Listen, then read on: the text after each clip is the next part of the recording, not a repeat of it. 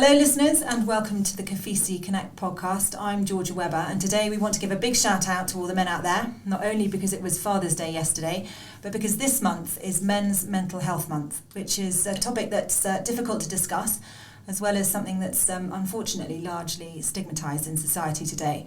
Well, joining me in the KOFISI 9 studio are two people who are united in the common goal of ending the secrecy, sometimes even shame, misunderstanding surrounding mental illness, especially among men. So welcome Kumi Odafuye and Ivy Mumo, two members of Your Beautiful Mind. First of all, hello to you both. Thank you for coming. Maybe we can start by you both introducing yourselves, saying who you are and what it is that makes you tick or why you're here. Thanks, Georgia, for having us. So my name is Kumi. I'm an architect originally.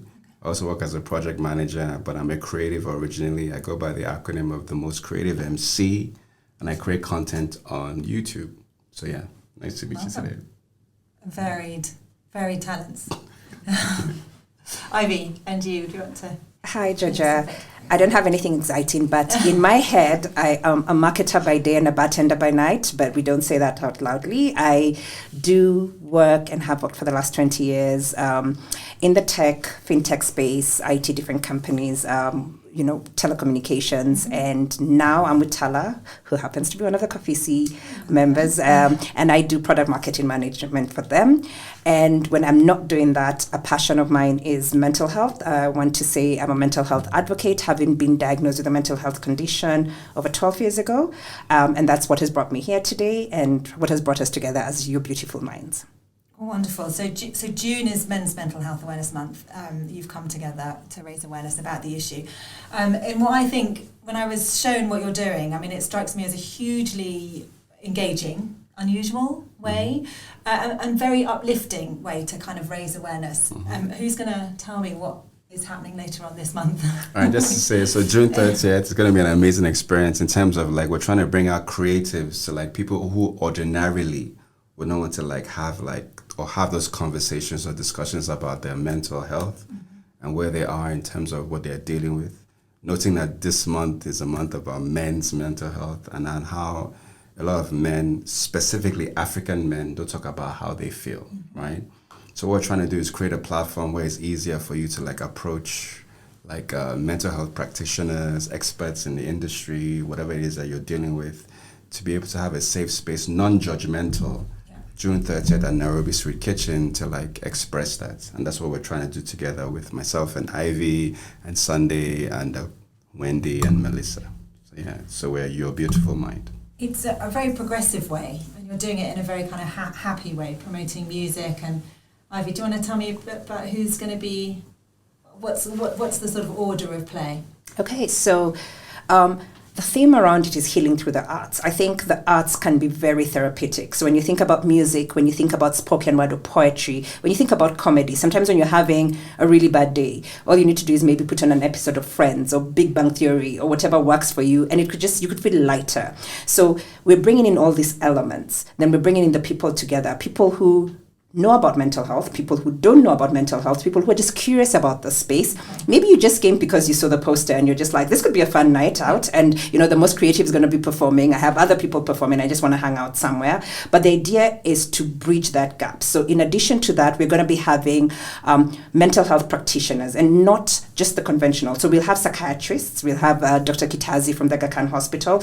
We'll have coaches. We're talking about wellness coaches like Sisi, the main protagonist, and Caroline Gaiduma, who believes in alternative healing like hypnotherapy. So they'll be creating awareness around that. So we have other groups like Mental 360 who've been passionate about this cause, and Achille Unchained, who believe in research. They're also part of entertainment, and they're part about creating awareness. They actually give free psychotherapy to people who need it within the country. So there's a lot of awareness that's not there because people keep asking, what's a good therapist? Where do I go? I need help. Sometimes you don't even know you need help. Maybe you'll just be sitting there and a song will be played and you're like, I'm feeling kind of heavy right now. This is the space for it. Like, come, get contacts, talk to the people. They'll actually be there to have conversations with you. If anything triggers you, you might not be aware, you might be aware, you might know someone within your spaces, family, friends, colleagues who might be going through things, and you're like, this is the place they need to be. And even if they're not there, you have the contacts now, so you'll be able to reach out to the people who can give them help for this particular space and reduce that stigma. Again, when we're dancing and laughing and crying,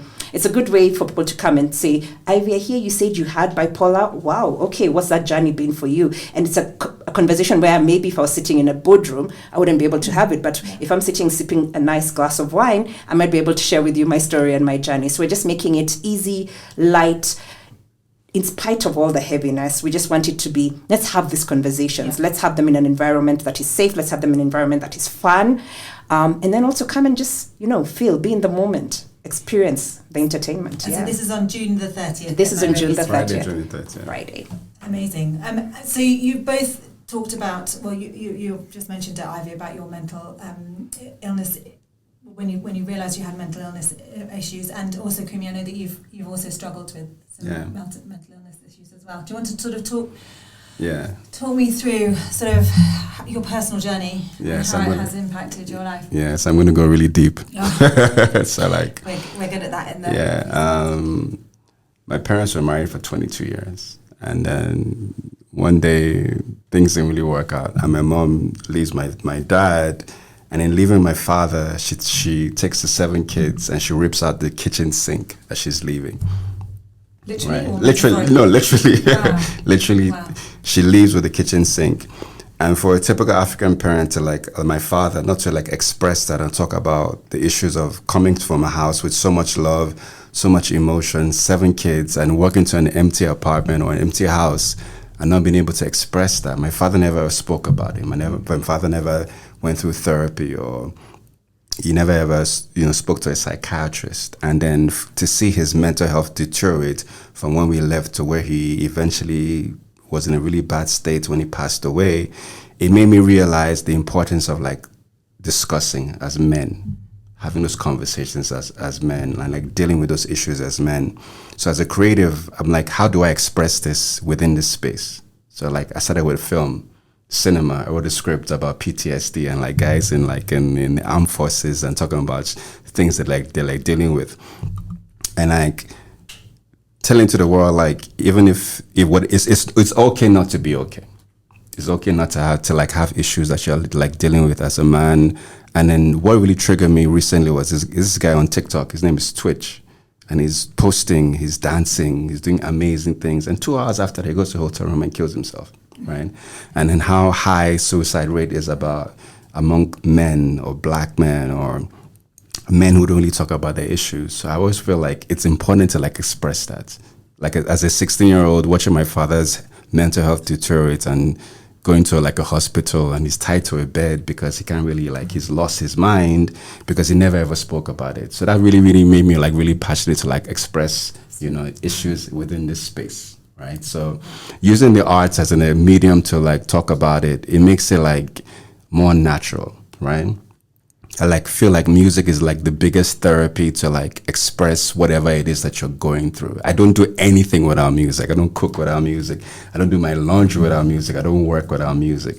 So to create a platform where even if you're with your indifferences or your challenges that you're dealing with your mental health, and then bringing you back to say that within this space, I see you, I feel you, I hear what you're going through, and then to create a platform for people to express that.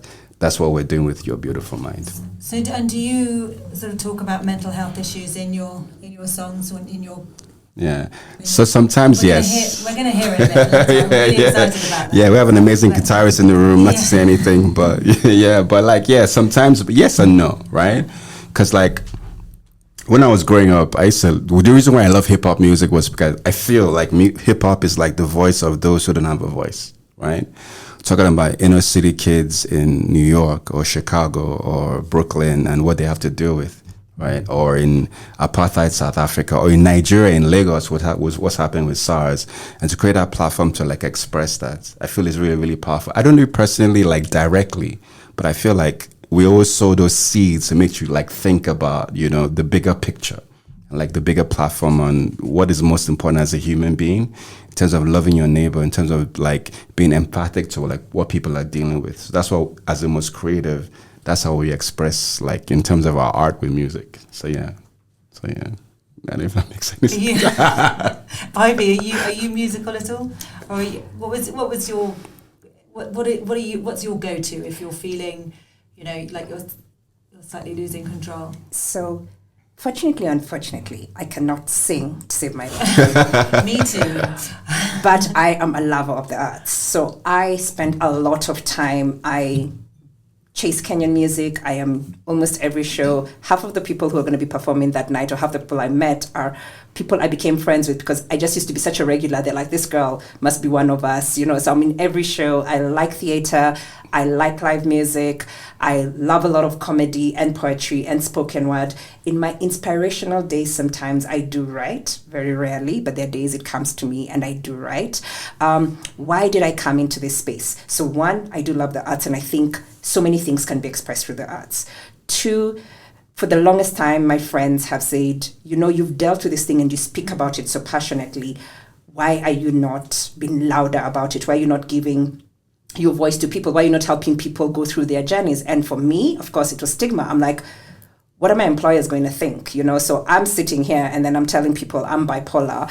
So I'm bipolar too. And then Tala is looking and they're thinking, we're not going to hire that girl because she just might flip on us because of just, again, the awareness. But I'm on medication. I go for therapy. There's so many other ways with which you can deal. It takes me back to when I was growing up, and we used to see in like Nairobi town, you'd see people walking without clothes, and you know, you'd be like, that's that madman, and you even know where they are.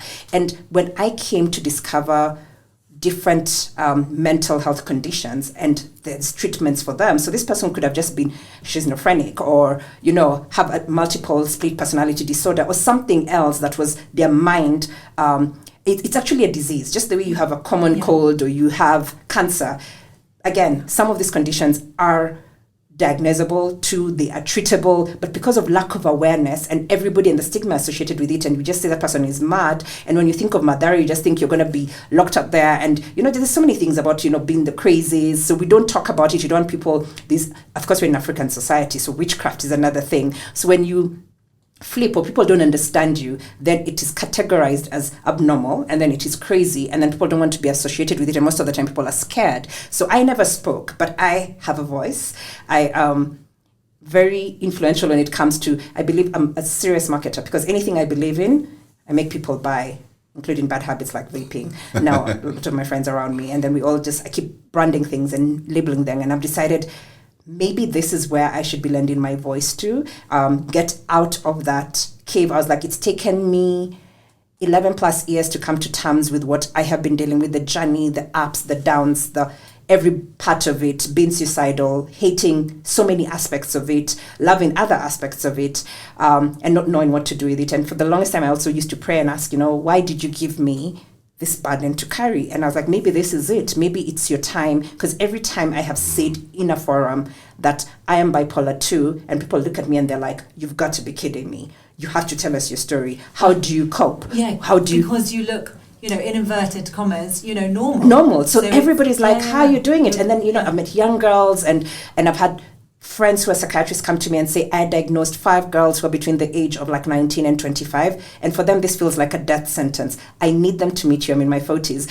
I need them to meet you and see you and understand that there's a way to live with these conditions. There's a way to get help. There's a way to thrive and excel and just be normal, if I, again, we put it in quotes, and just live a basically enriched, fulfilling, enjoyable life. It won't always be rosy, but they're seasons and they do come to pass, and you can live a wholesome life. So I think that's what drove me. So when I was introduced to a very good friend to Kumi, and he shared the vision of what he wanted to do, I was like, I'm on board on this story. And I know so many other people may not be as vocal about it, but they're here and they'd be willing to lend their voice to this cause. They'd be willing to lend their time. They'd be willing to lend their energies. And that's what we've got, I mean, coming together. And, you know, we have the best support within Your Beautiful Mind as a company, and everybody else who's come on board has literally been a phone call of, this is what I'm doing. And they're like, when, where, just tell me, I'll be there. So what is some effective kind of coping strategies or sort of self-care practices for people who are struggling with their mental health? And actually, Kumi, I'm going to ask you to go and sit over there because I know what yours is. It's obviously singing, and which we're going to hear after this. But if I could just ask Ivy that question. Yeah. Okay, so as I said, it's been a journey and I'm still learning. And so the first thing when I was diagnosed was medication. And my doctor actually told me, you're going to have to take medication for life. And I was like, what? No, literally it felt like a death sentence. And it was on two fronts. I take an antidepressant every morning and I take a mood stabilizer every evening, because with bipolar you flip in between the two and ideally none of them is good. I really like the up part because I am like Superwoman. I can sleep for 3 hours. I can write a thesis. I can do so many things in my up zone, but it also drains a lot of me and I give out a lot. And then in the downs, I'm literally in depression. I do not want to see people. I am not as vibrant. I do not want to wake up and open the curtains or interact. And generally, I have a big social, what is the right word? I have many friends and many circles of friends. So I'm always doing things. I like to eat out. Like I said, I like to go for concerts. But when I'm down, I can't do any of that. Even just having I don't have energy for other people, let alone energy for myself. There's nothing you can do about it. And there's nothing I can do about it. So what have been some of my coping mechanisms? And I've been learning them. I fought therapy for a very long time because my psychiatrist then recommended the medication to go along with therapy. But I wasn't finding a therapist that works for me. And that's the thing. You have to meet different people and you have to have energy and synergies and you have to connect and they have to understand you. So every time I go see my psychiatrist, whom I love, he's called Dr. Kigamo and he's one of the best in the country. Highly, highly recommend him. He's with Nairobi Hospital. He'd always be like, maybe try this one. Maybe try. And then he told me, Ivy, your problem is you're an intellect. You overthink things. So I need to give you a equivalently intellectual therapist who will understand what it is and, take away some of the, let me use, pardon my French, the bullshit from it. Because sometimes I'd go for 2-3 sessions and I just give you the answers you want to hear because I know exactly what you're going to ask me and I know what's working, even though it's not working, even though I'm not doing it. Yeah. But I seem to have found one who's working and she doesn't sugarcoat things and she doesn't try to force me into doing things because I rebel when I'm forced to do things. I'm not very good with that. But there's a way you can talk to me gently and kindly. Other things I'm learning is to take time and just stand outside in my balcony. Like the sun came out a bit today. I'm taking time to be in the moment. When I have a sip of coffee, when they say, smell the coffee, smell the roses, appreciate where you are, spend time with nature. When you listen to a song, actually listen to it.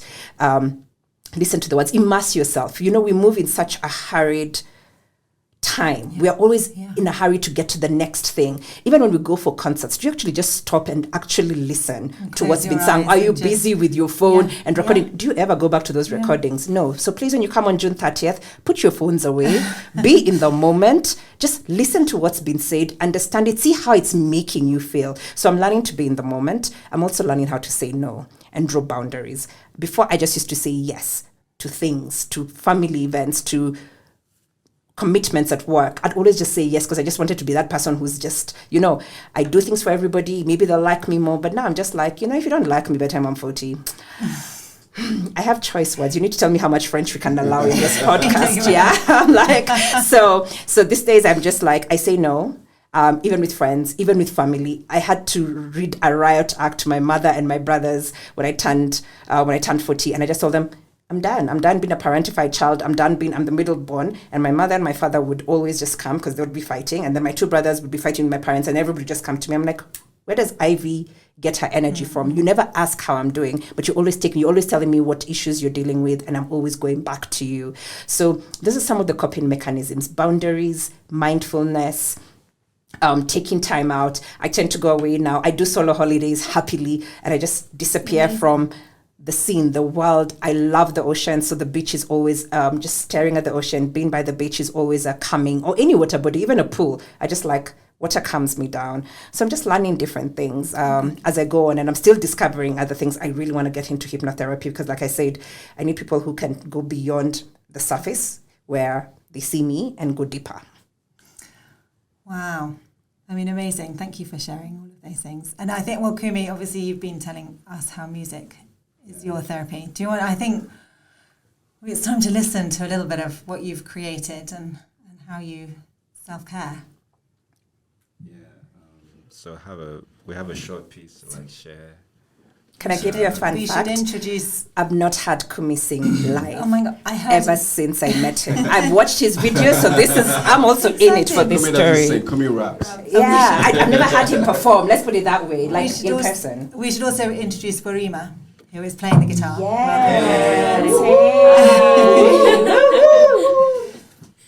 Yes. So we're gonna do a very short piece. It's really so hip hop really is rap is rhythmically applied poetry, which is spoken words over a beat. So we're gonna like improvise, and then our amazing acoustic artist by the name of Warima is gonna play the guitar, and then the most creative is gonna rap. All right, here we go.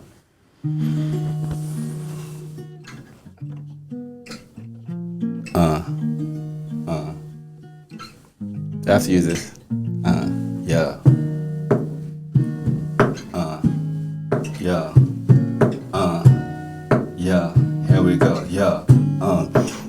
That's why I ride Maya Angelou on my mind. Just like Pac, I probably take away the pain. The son of Ra, I forever shine. Hot apostle from the cradle to the good kid, Mad City. We gon' be alright. Spit verse on verses like Ted and grew from the rose to become the new life. Straight Willy Wonka, got bars for days. I ain't changed, I remain the same. So call me crazy, the new Slim Shady, like Oopsie Daisy Dre. Day all day, I still got my chronic CD with EPMD and Biz Marquee. Be singing off key with no melody. Like you got what I need, most creative MC, that's me.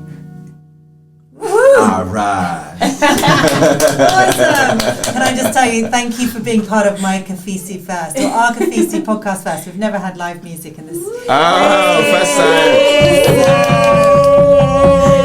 Well done, guys. Asante, thank you. Thank you. Maybe I should start with you. Should I be calling you the most creative? Mm-hmm. Sorry. Okay. Please do. How have your friends maybe helped you on your journey, or friends? And have you had much support from friends and family? Yeah, I feel like the biggest part of like the journey of like mental illness is like the support that you have around you. And if you're like alone or you feel like you're isolated, that's the worst place to be.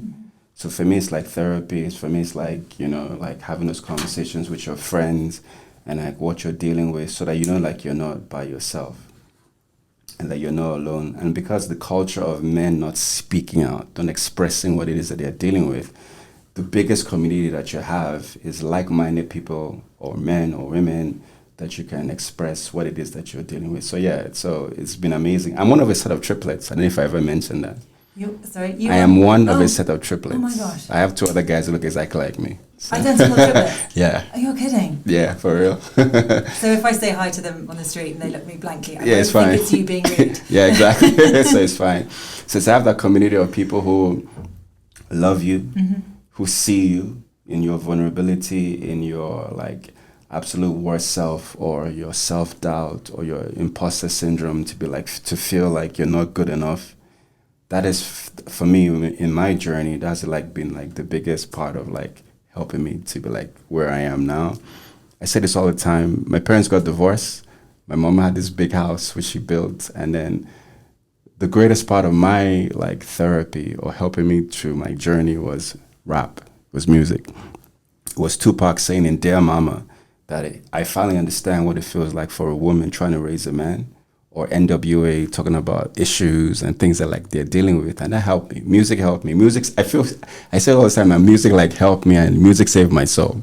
Music helped my life. And then the community of people around me also really, really helped me. My brothers, my family, people I could relate to and talk to about these issues were like instrumental in bringing me to like where I am now. So yeah. So if there's anyone kind of listening to this podcast now who's kind of struggling with mental health issues, and what would your kind of recommendation, what would you suggest they did? Do what works for you. It's okay not to be okay. Professional help, 100% is a thing. If you need therapy, address those issues, talk about those issues. If you need medication, then use it, and then whatever works for you. But then just don't be alone, because the worst place to be, I feel like a lot of men actually don't make it through that journey is people who don't like express how they feel. Because it's like for a man, you're not supposed to cry, right? You're not supposed to talk about what it is, the pain that you're dealing with. You're supposed to be like masculine to like deal with it. But like 80% of suicides is like from men, specifically African American or African men. So to talk about it, number one, therapy. Number two, have a great community around you, and then do the things that you love. Yeah, that's what I'd say. I'm not the expert, but that's what I'd say. So I'd just like to kind of hear you take us out, actually, giving more of what you've going to be showing us at Nairobi Street Kitchen on the 30th of June. How do you get tickets, actually? I haven't kind of asked that either. Great. So thanks, Georgia. Thanks for asking. So you can get tickets through Hustle Sasa, A Nite with Creatives. They can follow us on Instagram on Your Beautiful Mind KE, and the link to the ticketing is there. Follow us. We're doing the hype. We're going to be featuring the podcast there as well. And then there's the link to where you can buy your tickets, and a lot of awareness about different things that we'll be experiencing, who the artists that will be performing on that day and what their story is. We're also doing a docuseries that we did part one of, we recorded part one of a few weeks ago, and we'll be showcasing, and we've talked to different people, from creatives to mental health practitioners to people who've gone through the journey, mental health warriors like I am, and each of them just shared their story, what their journey has been like, and we'll be airing that and showing that out on YouTube. We'll be showing that out on our Instagram channels as well, and you get to see a snippet of that on June 30th as well. So yes, by all means, follow us, buy your ticket. The ticket is $1,500. The best part about that is you get to redeem it when you come, and you'll be able to get food or drink or something for that amount, in addition to the entertainment. It's going to be a beautiful night. Bring your people, bring your family. Just come in. You don't know, even if you're not looking, or if this is not a space for you, but you just want a night of entertainment, come. You just never know. Be brave. Yeah, come Be through. brave. Come Be through. brave. Be brave. Yeah. Wonderful. Well, we'll leave it over to you, the most creative, and Marima. Boom.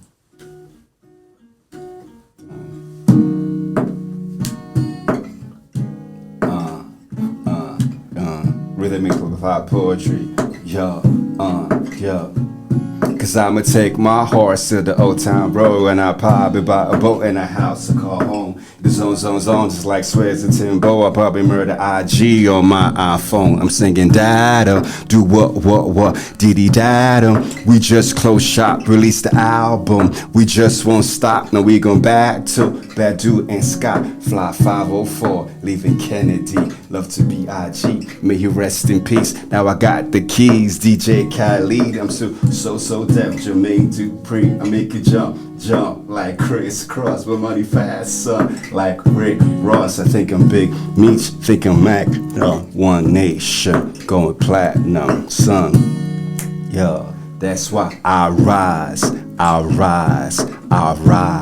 yo, cause I got vibes on vibes, yo, and I'll forever shine if I will free my mind.